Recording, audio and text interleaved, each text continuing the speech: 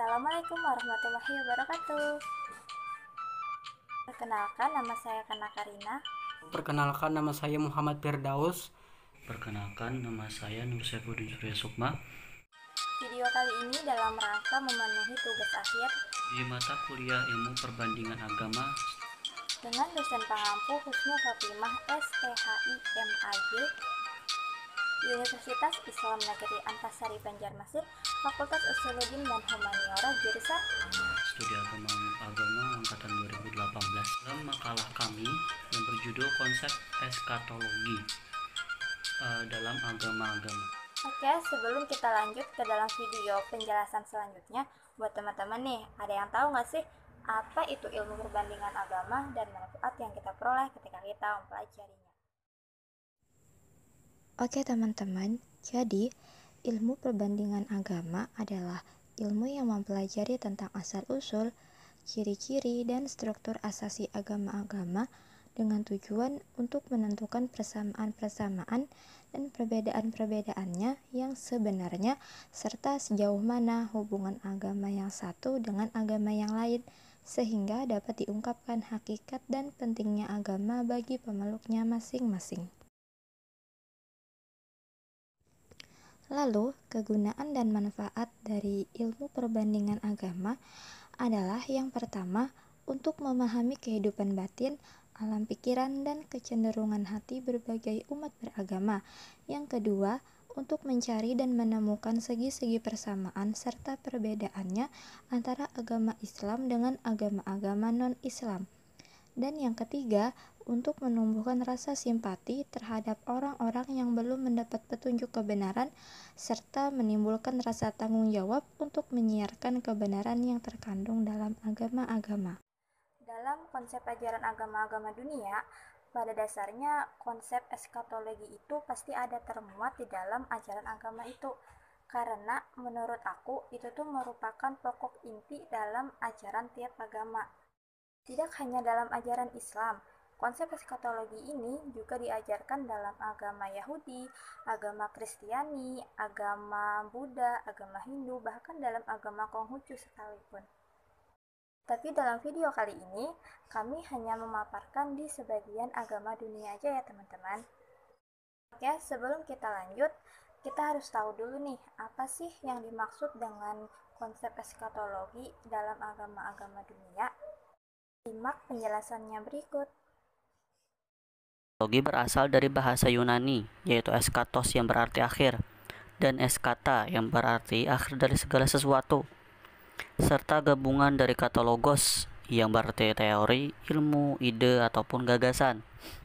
Secara terminologi, eskatologi berarti ilmu atau ajaran tentang akhir segala sesuatu.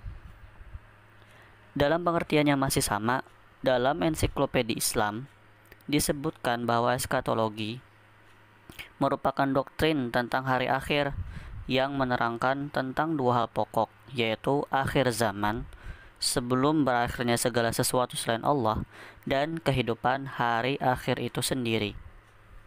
Disimpulkan bahwasanya eskatologi merupakan doktrin yang menyangkut hal-hal terakhir dan merupakan bagian dari ajaran agama dan kajian filsafat yang di dalamnya berisi kematian, pertarungan antara yang baik dan yang jahat, kebangkitan kehidupan sesudah mati, dan lain sebagainya.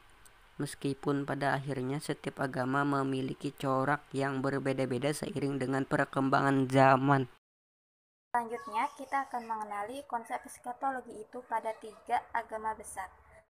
Yang pertama, konsep eskatologi dalam agama Yahudi.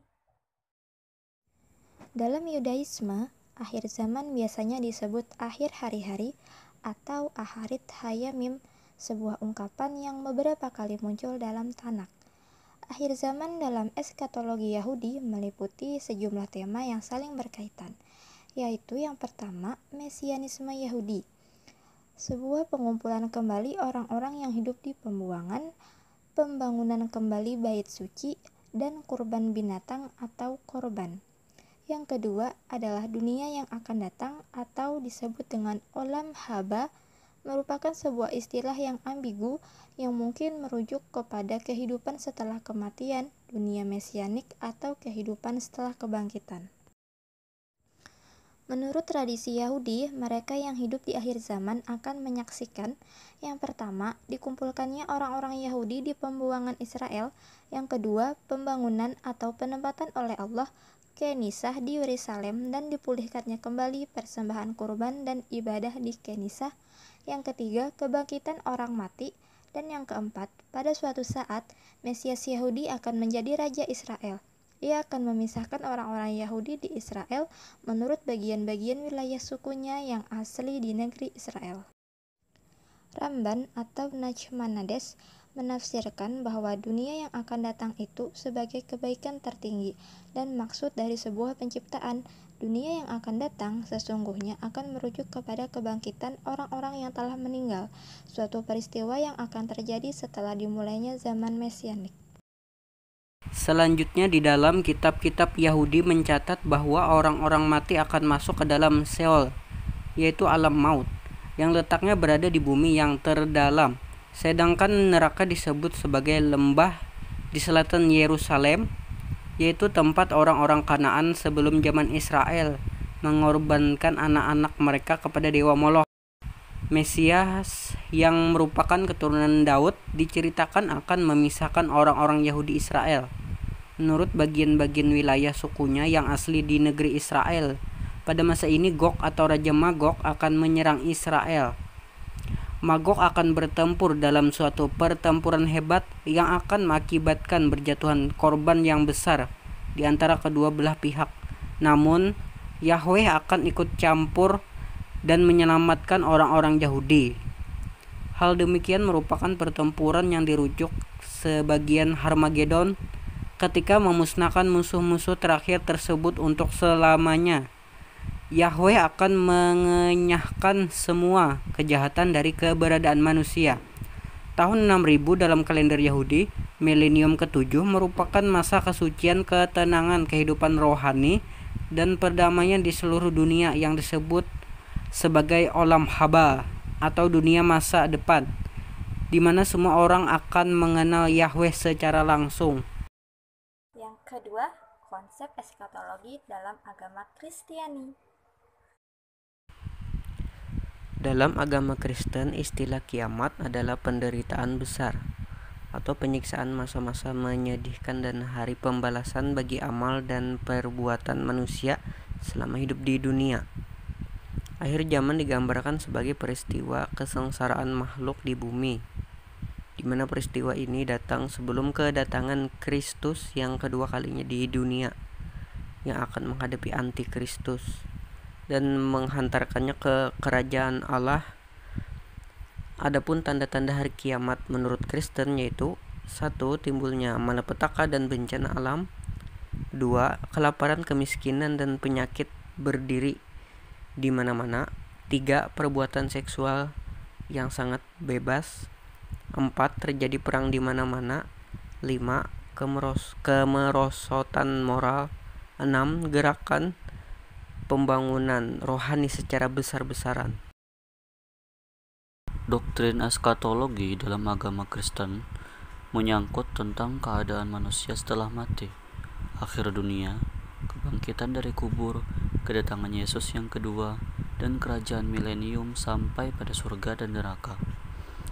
Di dalam ayat-ayat Alkitab disebutkan bahwa orang-orang percaya yang sudah mati ada bersama dengan Kristus dan bersekutu dengan orang-orang yang mempercayai di surga.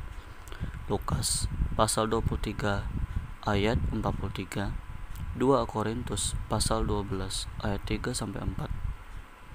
Sedangkan orang-orang yang tidak mempercayai tentang Yesus akan berada di dalam suatu tempat dan akan mengalami siksaan secara sadar sambil menantikan penghakiman di takhta putih yang besar. Wahyu pasal 20 ayat 11-15. Kemudian Yesus akan muncul untuk yang kedua kalinya dan memerintah di masa milenium. Matius pasal 24 ayat 29 hingga 31.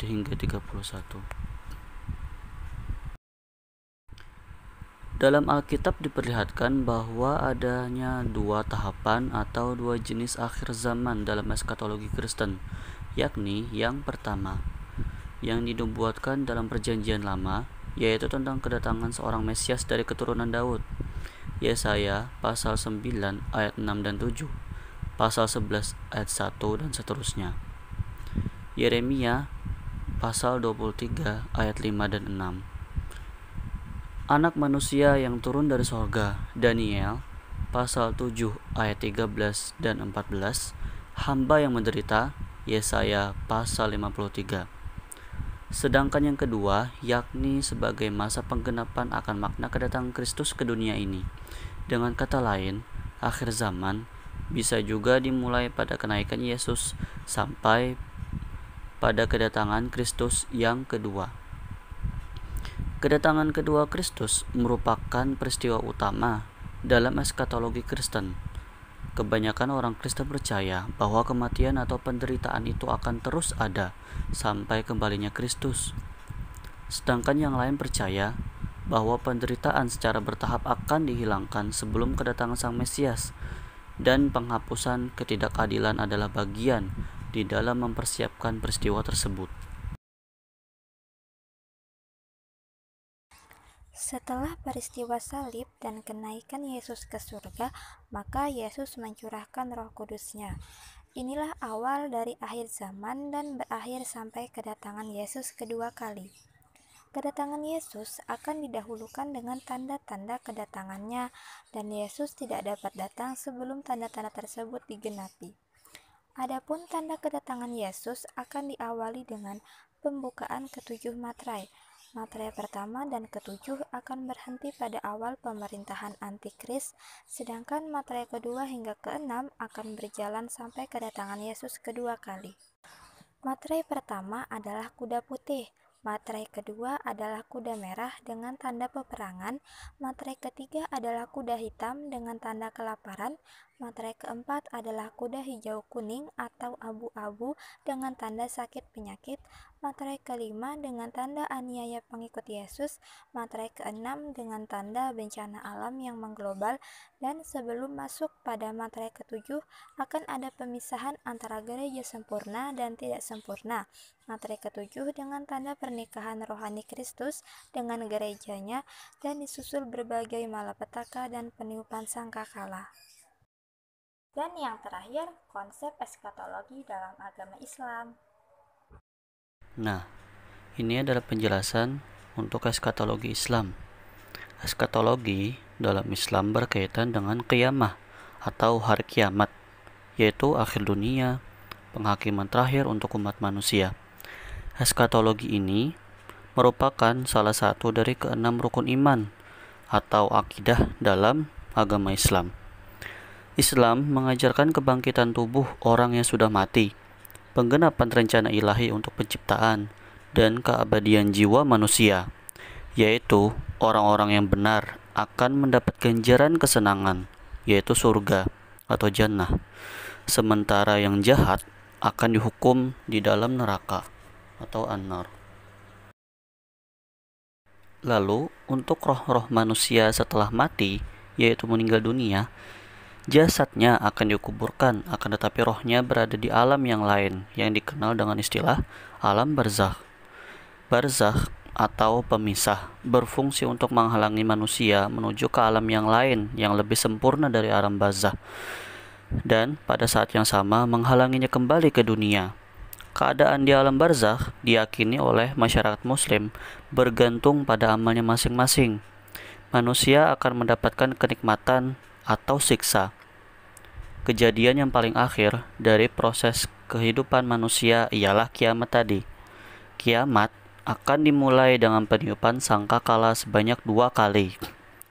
Pada peniupan pertama, akan mengakibatkan ketakutan dan kematian serta hancurnya jagat raya.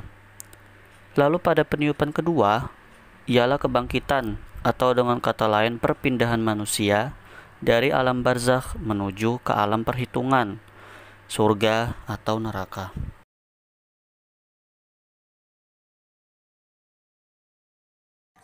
Sebagaimana yang telah kita ketahui, bahwasannya peristiwa akhir zaman dalam agama Islam diawali dengan 2 peniupan sangkakala. Pada peniupan sangkakala pertama akan mengakibatkan ketakutan serta hancurnya jagat alam raya. Sedangkan pada peniupan sangkakala kedua, Allah akan membangkitkan seluruh umat manusia atau perpindahan dari alam barzah menuju ke alam perhitungan. Selanjutnya, manusia akan dikumpulkan di padang mahsyar. Manusia datang berbondong-bondong menghadap Allah untuk dilakukannya perhitungan atas amal-amalnya selama hidup di dunia.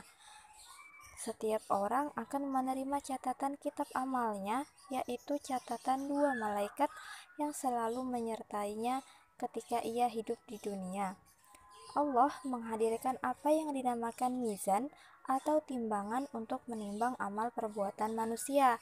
Setelah manusia diadili, mereka dipersilahkan untuk melanjutkan perjalanan melalui jembatan yang dinamakan dengan Shirat Mustaqim menuju ke surga atau neraka tergantung pada amalnya masing-masing. Sekian penjelasan dari kami. Salah hilaf mohon maaf. Semoga penjelasan dari kami tadi bisa bermanfaat buat teman-teman. Terima kasih banyak buat teman-teman yang udah nonton dan menyimak video kali ini dengan sangat baik. Juga kepada Ibu Husnul selaku dosen pengampu pada mata kuliah ilmu perbandingan agama. Terima kasih banyak atas ilmu yang sudah diberikan. Semoga bisa ketemu dan kita bisa belajar bareng lagi di semester berikutnya. Wassalamualaikum warahmatullahi wabarakatuh.